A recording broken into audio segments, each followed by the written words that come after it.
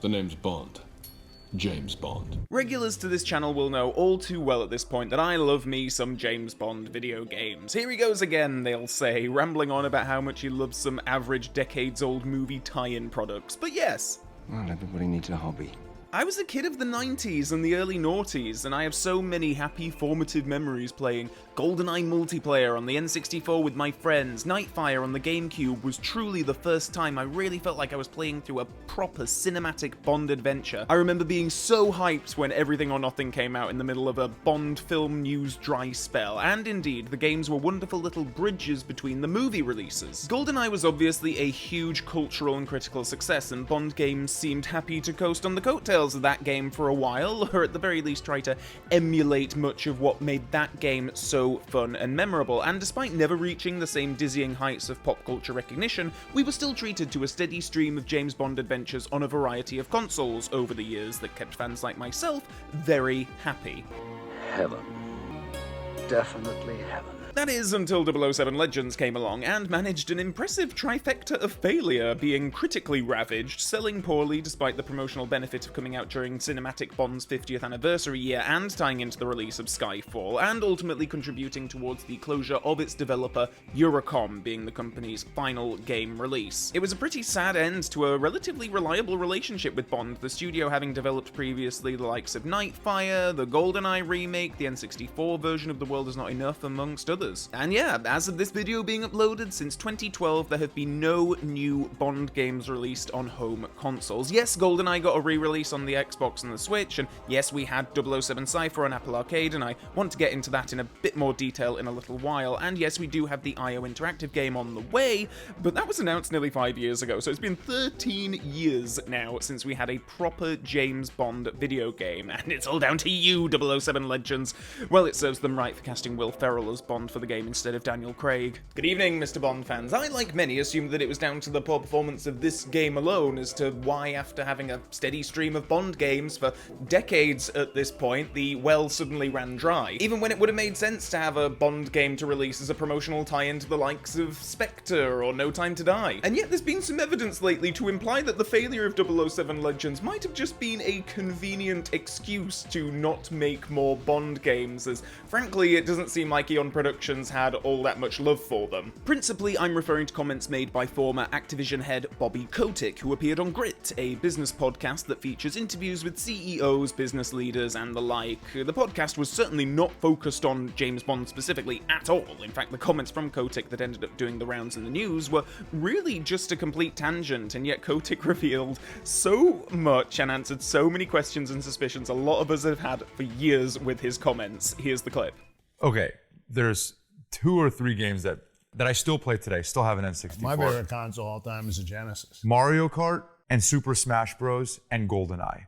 Those 3 games. GoldenEye is still the best gun game ever. Those 3 games on Nintendo 64, I could literally play for the rest of my You're life. probably also defining. Is that a really hot take? How old you were when Is that a crazy hot take? No, but GoldenEye is what actually sold the N64. GoldenEye is the only game I've ever seen where people knew the names of guns the way car fanatics know the names of cars. Right. We made a sequel, and it was a challenging thing to make because Barbara Broccoli did not really want anything that was violence. What I'll tell you is she and her brother, they are great custodians for the IP. Yeah. And I understood where she was coming from. She's like, if kids are going to play it, I don't want guns. Can you do something other than guns? And I was like, no, because the expectation is going to be the original GoldenEye. That's what we have to do.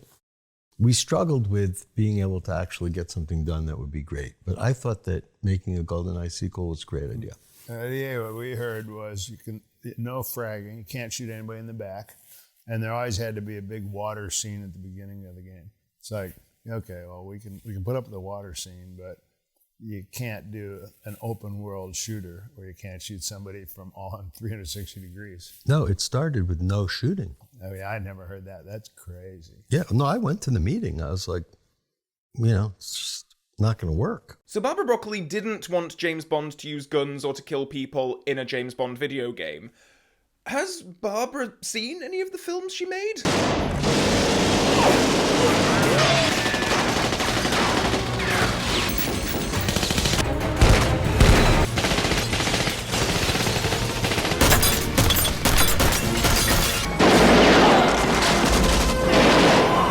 just a professional doing a job.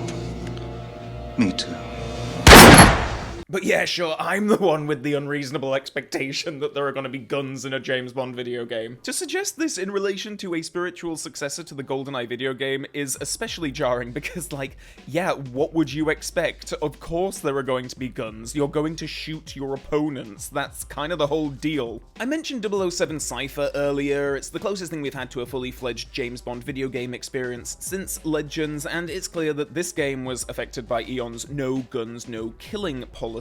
Bond doesn't actually kill enemies in the game, but rather puts them to sleep. Stealth tactics are encouraged, and there are very few instances when you're encouraged to go wild with the bullets. In fact, the ammo capacity on most of the weapons is pretty low anyway, so even if you wanted to go in all guns blazing, you wouldn't really be able to sustain a spree for very long. Now, I really did love playing through 007 Cypher, and I think it's a crying shame that it doesn't look like we're ever going to get any more of that game, and I don't think that the gameplay necessarily suffered all that much from an emphasis on stealth and non-lethal tactics. I had a great time with it all the same, and in-game, you know, the fact that the whole thing is taking place inside James Bond's head, you know, the fact that enemies go to sleep rather than are killed, you know, it's fine, whatever, but enforcing such a rule on developers is still quite limiting, especially when, like, GoldenEye for the N64 is still what a lot of people think of as being the apex of James Bond in gaming, and that game set most of the expectations as to what an audience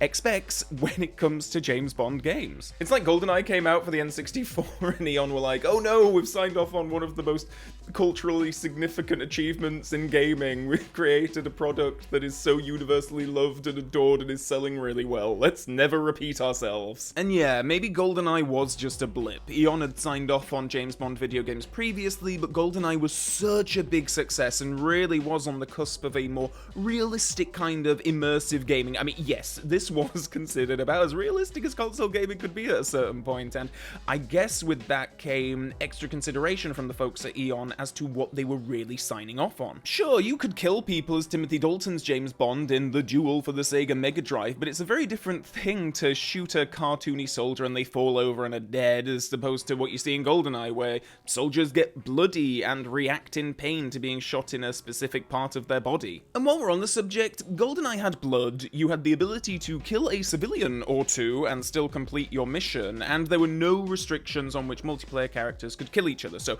if you wanted to have a Bond versus Natalia deathmatch, you could have it. These features were largely stripped from Bond games moving forward, so there's no blood, if you kill civilians, that's an immediate mission over, and they made it so that good guy characters could not participate in modes where they need to kill one another. This is at its most egregious in The World's Not Enough for the N64, I think, where you have a gigantic roster of characters, including Judi Dench's M, for Christ's sake, and yet you cannot be M, and your friend you're playing with cannot be Moneypenny in the same deathmatch, because good guys can't shoot each other because, well, someone at Eon decided that that was a bad thing for some reason. I appreciate brand guidelines and what have you, but I don't think that the ability for James Bond to kill the likes of Valentin Zukovsky in a free-for-all multiplayer deathmatch really severely hampered anyone's perceptions of the James Bond character, did it? It feels like a demand, it feels like a rule that was imposed from someone who doesn't actually play video games. You can see the games react to this restriction in the years that followed. In Agent Under Fire, for example, Bond is the only good guy character you can be in the multiplayer. They did sneak in Zoe Nightshade, and she is the Bond girl of that game. She is a skin that you can select in the multiplayer, but it's under the premise that the character is her evil clone, which is pretty funny. Like, yeah, the clone is featured in the game, so it's fine, but just the fact that they have to specify that in the game itself is telling. And in Nightfire, there are far more bad guy character options than good guy ones, meaning that you and your friends have to rush to secure a good guy character ahead of each other if you're really desperate to play as Pussy Galore in a free-for-all deathmatch, because once you select her, no one else in your party can pick a good guy character. There was also more of an emphasis on stealth gameplay and non-lethal takedowns as the series went on. Using Nightfire as an example again, in that game you are awarded far more points for subdued and surrendered enemies than you are of simply dispatched ones. You have to think that these mechanics were introduced as a way of keeping Eon happy. I think it's quite telling in Bobby Kotick's comments on that podcast that he reveals that he had to flat out say no to Barbara Broccoli's request, and she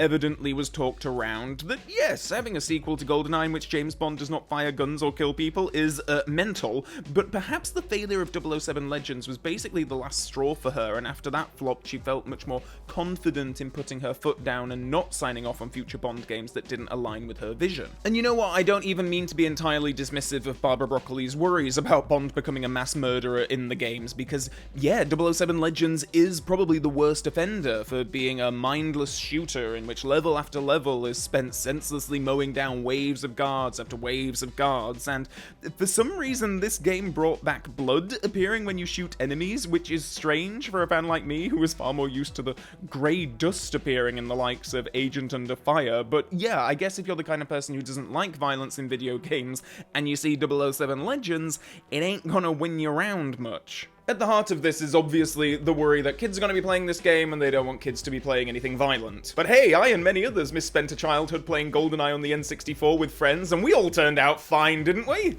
He's a psychopath.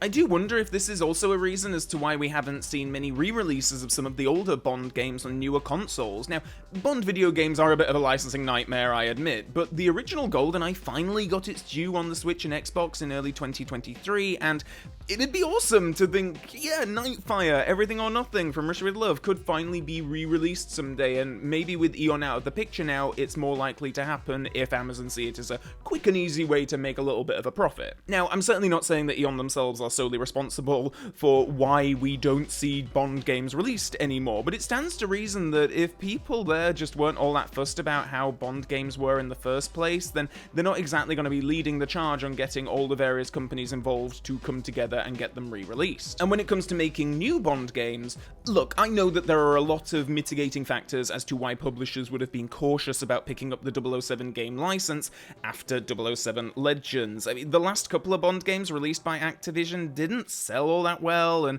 publishers at that time were largely focusing on their own IPs and franchises, so the tradition of the blockbuster movie tie-in game as a guarantee was kind of winding down. So add to that the fact that publishers and developers now had to contend with a rights holder who didn't like guns and killing in James Bond video games, you have a kind of a perfect storm for inactivity, which is nuts. I mean, the damn 007 logo has a gun in it, for Christ's sake. But the IO Interactive game is still being made, by all accounts, and while that game was signed off on during the Eon stewardship, I do wonder if the developer now has a new lease of freedom to add in some more lethal elements and gunplay that would have at one time been nixed by Eon. Probably not. I mean, the game's story premise is apparently James Bond earning his 00 status, and in order to do that, Bond will need to kill 2 people, but I have a feeling that outside of those 2 kills, the gameplay will largely focus on non-lethal takedowns and stealth tactics, which may be all well and good. I'm certainly not saying that a Bond game needs to give players the ability to mow down 24 guards within the space of 5 seconds in order to be good, but I also don't want the gameplay to feel arbitrarily restricted or too sanitized. I mean, yes, James Bond is a character that kills people. There are many films where he kills a lot of bad guys. It's a part of his job. It's a part of the action of those films, and I think to pretend otherwise is naive when it comes to games, where the point is surely to make the player feel like they are playing through a cinematic James Bond adventure. Or maybe Barbara was just really bad at GoldenEye multiplayer, and as a result she decided that no one else was allowed to have any fun with Bond video games either. Let me know your thoughts on this in the comments section below. Am I being a bit too harsh on Eon Productions in this video? Please do let me know below. And also below there are links to my various social media pages, and of course the subscribe button and the Mrs. Bell notification button, so be sure to click those to stay up to date on future video uploads. And with all that being said, and until next time, Bond fans, so long for now.